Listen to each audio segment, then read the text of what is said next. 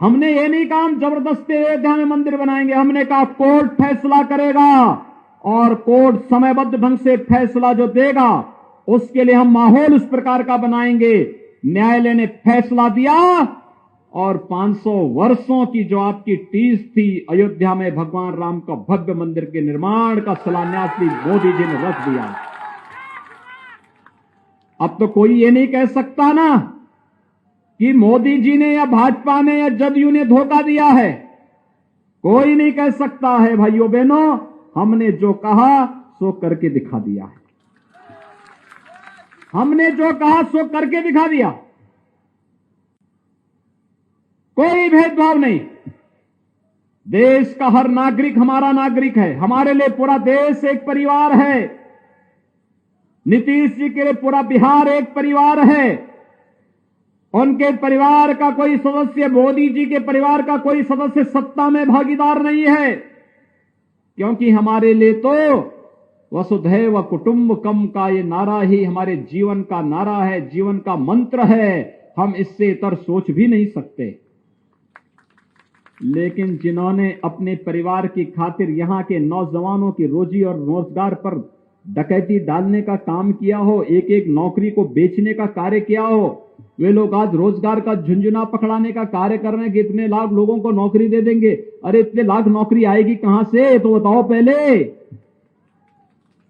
जब उन्हें सत्ता मिली थी तब तो उन्होंने यहां पे अपहरण का उद्योग प्रारंभ कर दिया था। जो उद्योग थे वो बंद हो रहे थे और अपहरण का एक नया उद्योग प्रारंभ कर दिया था। गरीबों के लिए राशन देने की बात तो दूर, मूक जानवरों का चारा ही हजम कर गए थे। किसी गांव को सड़क नहीं, किसी को बिजली नहीं, गरीबों को पानी नहीं, स्वास्थ्य की सुविधा नहीं, और अब आके कह रहे हैं कि हम रोजगार देंगे। कहां से रोजगार वे लोग लेके आ जाएंगे? ये कार्य कोई करेगा तो प्रधानमंत्री मोदी जी और नीतीश कुमार जी मुख्यमंत्री के रूप में बिहार के अंदर करेंगे। और प्रधानमंत्री मोदी जी के समय परिवर्तन क्या आया? उन्होंने कहा कि कुछ नहीं भाई, ये बीच के दलाल समाप्त, हम गरीब का खाता खोलेंगे और गरीब के खाते में दिल्ली से या पटना से सीधे पैसा डालेंगे। बीच के दलाल कहीं रहेंगे ही नहीं, तो गरीब को योजना का लाभ मिलेगा। और यही आज हो रहा है भाइयों बहनों। विकास की सोच होनी चाहिए और विकास की सोच के साथ आज प्रधानमंत्री मोदी जी के नेतृत्व में देश एक भारत श्रेष्ठ भारत बनने की ओर अग्रसर है। आज आपने देखा होगा कल कश्मीर में एक बहुत बड़े आतंकवादी को मारा गया, बहुत बड़े आतंकवादी को। तो भारत की सुरक्षा पे सेंध लगाने के लिए आया था, हमारे जवानों पर छुप करके हमला करता था। भारत के बहादुर जवानों ने उसका काम तमाम कर दिया। आज भारत की तरफ कोई टेढ़ी नजरों से नहीं देख सकता, क्योंकि भारत का नेतृत्व मजबूत हाथों में है। और जब यशस्वी और मजबूत हाथों में देश का नेतृत्व होता है तो देश की आन मान और शान पर कोई टेढ़ी नजरों से देखने का दुस्साहस नहीं कर सकता है। और नहीं तो कांग्रेस के नेतृत्व में यूपीए सरकार थी, राजद भी उसमें सहयोगी था। मुंबई में बम ब्लास्ट हुआ था, सैकड़ों लोग मर गए थे। पूरा देश कह रहा था कि पाकिस्तान ने यह किया है। और जब देश की आवाज में मिलाने के लिए, आवाज मिलाने के लिए कांग्रेस के उस समय के नेतृत्व से कहा गया तो कहते थे कि पाकिस्तान के पास एटम बम है, एटम बम से डर रहे थे।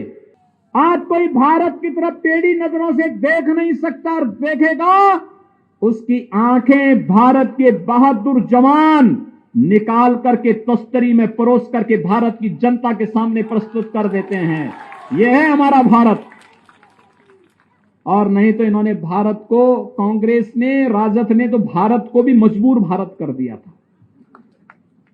आज मोदी जी उसको मजबूत भारत बना दिए हैं। यहां गरीबों की भी सुनवाई होगी, उत्तर से लेकर दक्षिण तक, पूरब से पश्चिम तक। भारत के किसी नागरिक के साथ कोई भेदभाव नहीं, सुरक्षा सबको, सम्मान सबको, योजनाओं का लाभ सबको। लेकिन भारत की सुरक्षा के साथ, भारत की आन मान और शान के साथ अगर किसी ने खिलवाड़ करने का दुस्साहस किया तो उसका मुंहतोड़ जवाब देने का कार्य भी कोई करेगा तो भारत करेगा, भारत करेगा। अरे मोदी जी के नेतृत्व में आज भारत वो नई ऊंचाइयों को छूता हुआ दिखाई दे रहा है।